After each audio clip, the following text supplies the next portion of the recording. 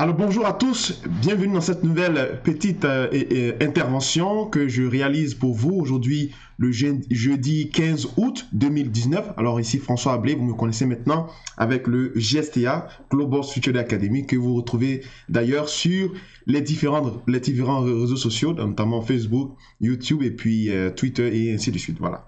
Alors je fais cette petite et brève intervention pour en fait... vous, à tous ceux qui me suivent, hein, tous ceux qui sont les étudiants de GSTA, pour vous dire que nous ne sommes pas encore en récession, d'accord? Nous ne sommes pas encore en récession. Les marchés se sont effondrés hier, surtout le Dow Jones de 800 points. On a vu également le Nasdaq à peu près de 220, 230 points.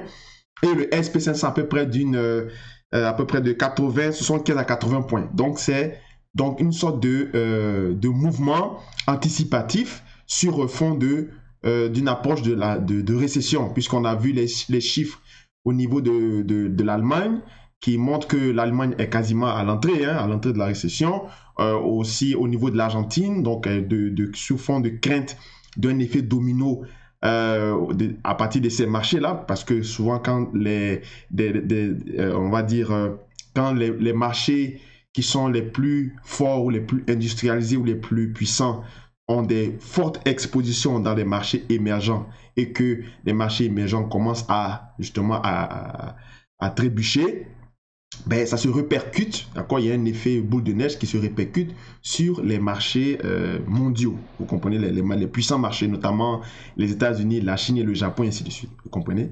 Donc, ce matin, sur tous les journaux, sur toutes les chaînes de télé, ça parle de récession, récession, récession. Mais je tiens à vous dire, chers amis, que nous ne sommes pas en récession, d'accord? Le bavardage qui est créé autour des informations, vous pouvez, on va dire, l'utiliser pour vous fomenter une opinion claire et une opinion rassurante des marchés financiers. Mais en ce qui concerne l'observation technique qu'on va voir aujourd'hui, nous ne sommes pas encore en récession, d'accord? Vous avez devant vous un graphique du SP500, d'accord, de 2008, c'est-à-dire donc depuis notre période de répète, donc depuis la précédente crise financière jusqu'à maintenant. Alors, ce que vous devez savoir, quand on commence à rentrer dans les zones de turbulence, on ne va pas directement un coup là-dedans. Vous comprenez? Il y a à peu près 4 phases. Vous avez d'abord la phase de l'entrée, donc l'entrée, la pré-récession, d'accord? La récession ne veut pas dire que tout s'effondre, c'est un ralentissement, d'accord, des activités économiques, vous comprenez? Donc, il y a un ralentissement.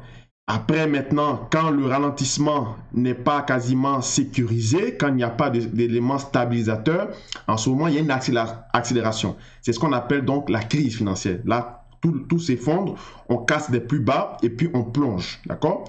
Après ça, maintenant, quand on plonge, il y a aussi la phase d'intervention de la Banque centrale, de tout ce qui est outils monétaires pour justement soutenir les cours.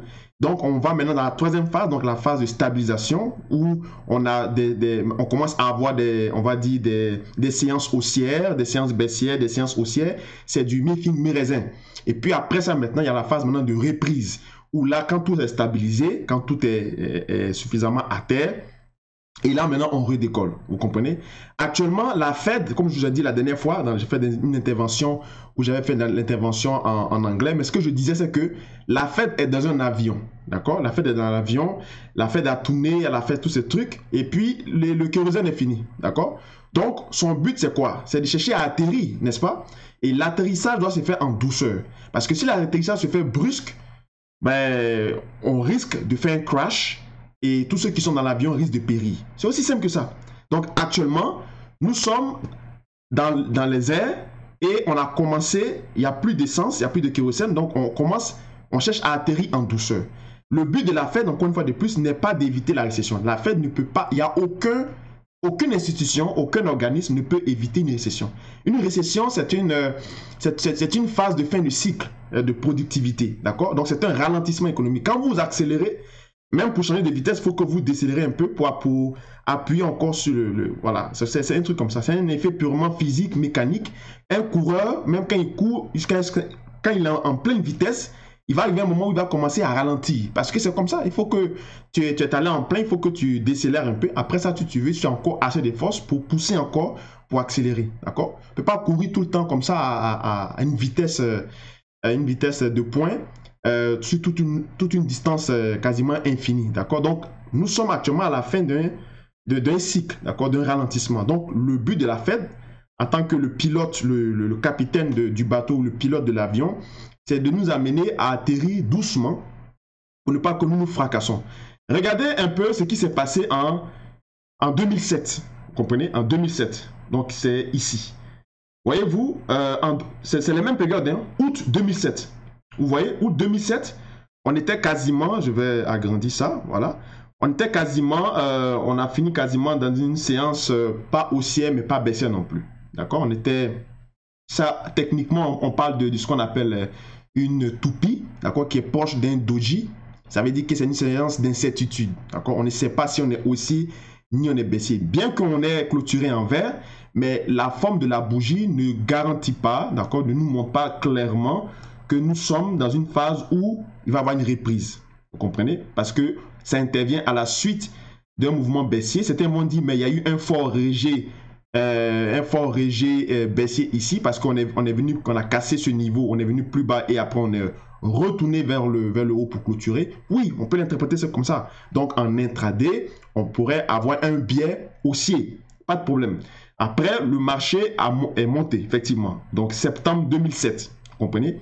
Après, octobre 2007, même observation ici qu'ici. Donc déjà, c'était plus trop sûr. Le marché n'avait plus assez de force pour casser ses précédents plus hauts. C'est-à-dire ici, par exemple, son dernier plus haut, c'était là. D'accord? Vous lisez avec moi ici. Quand je clique là, son dernier plus haut était à partir de 1556.2. D'accord? Ici, nous avons cassé le 1556.2, mais nous n'avons pas clôturé dessus. Donc, ça veut dire que le marché n'était plus assez performant, n'avait plus assez de force, de ressources pour pouvoir poursuivre sa dynamique haussière qu'il cherchait à amorcer. Qu'est-ce qui s'est passé après? Il s'est retourné en novembre, séance baissière, séance baissière, séance baissière, séance baissière. Il enchaînait les séances baissières, d'accord? Mais même ici, dans les séances baissières, en mensuel, en intraday, il y avait quand même des séances haussières parce qu'un marché qui respire en mensuel ou en hebdomadaire, c'est une correction acheteuse, d'accord? Si on est dans une tendance baissière que le marché respire en mensuel, en hebdomadaire, hein, on a forcément une séance haussière en intraday ou en daily, d'accord? Mais le résultat, c'est qu'à la fin de la séance, à la fin de la cotation mensuelle, il a terminé dans le rouge, d'accord? Février 2008, on est rentré dans la nouvelle année en janvier, donc baissier. Donc le passage d'ici à ici, si vous remarquez, les plus hauts étaient à partir de, le plus haut était de quoi? De 1578, d'accord? Et le plus bas qui était là, ici, c'était, le plus bas était de 1461, d'accord? Le plus bas, si je me mets ici, le plus bas était de 1369,8. Donc, ça fait 1370, on va dire, moins le plus haut qui était ici, c'était de 1578. Donc, moins 1578. Vous voyez? Ça fait de 200 points. Donc, quand on a cassé ici, on était déjà 200 points plus bas que les plus hauts précédents au niveau du SP500. Et après, le marché n'a fait que continuer à s'effondrer. Donc, c'est à partir vraiment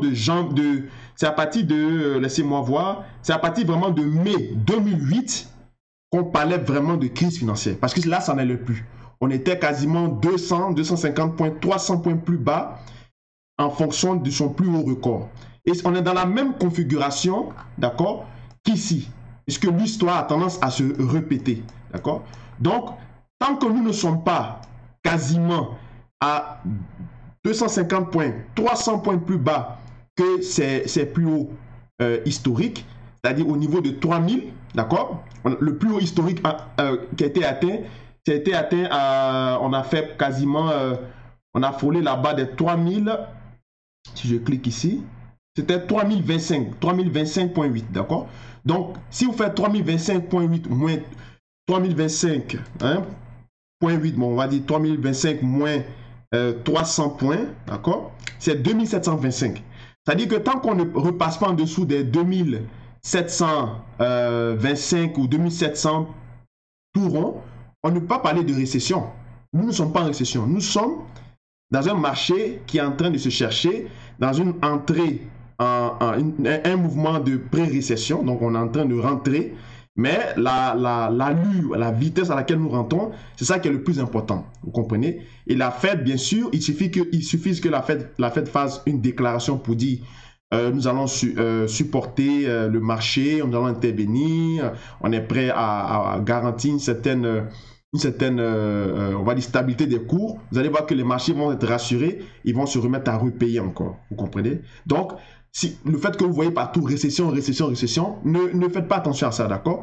Regardez uniquement vos graphiques. Tout est dans les graphiques ici, d'accord? Si je mets, par exemple, voilà, vous voyez le graphique de la moyenne mobile avec les 270 périodes, donc c'est-à-dire on a extrait les samedi et dimanche, donc c'est une moyenne mobile annuelle épurée, d'accord? Donc 270 périodes sur une période de 10 ans, parce que ça part depuis 2008-2009, comprenez?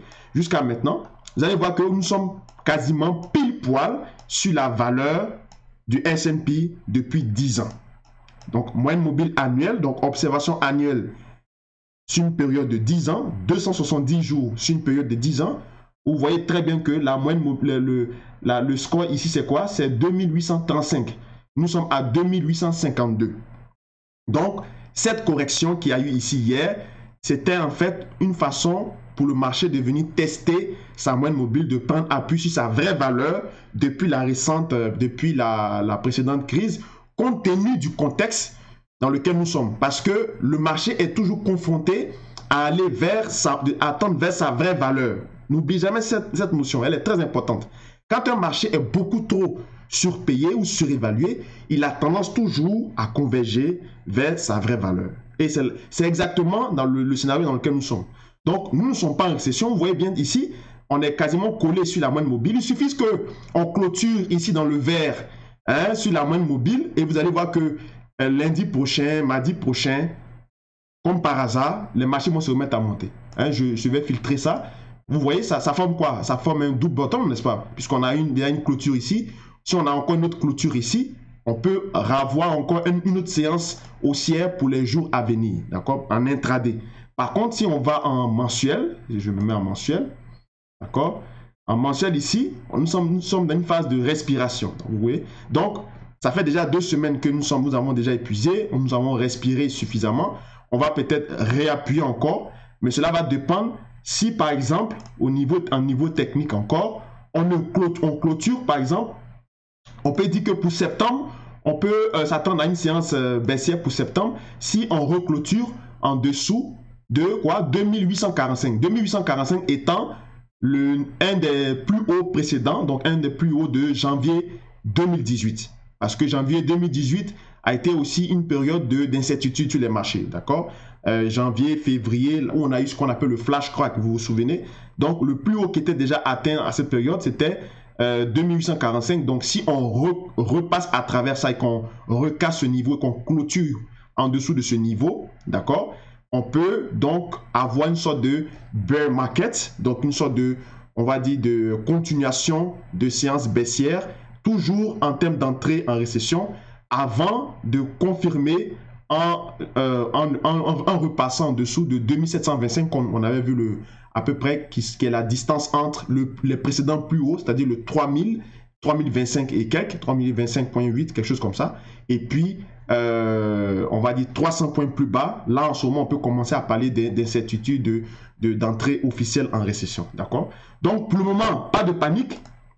Ce n'est pas la peine de vous faire peur, d'accord? Il faut plutôt vous concentrer sur vos graphiques. Et c'est la même chose, ça se traduit la même chose au niveau du spread, le spread entre le taux de 2 ans, donc les taux d'emprunt de 2 ans à très court terme versus ceux de 10 ans, d'accord?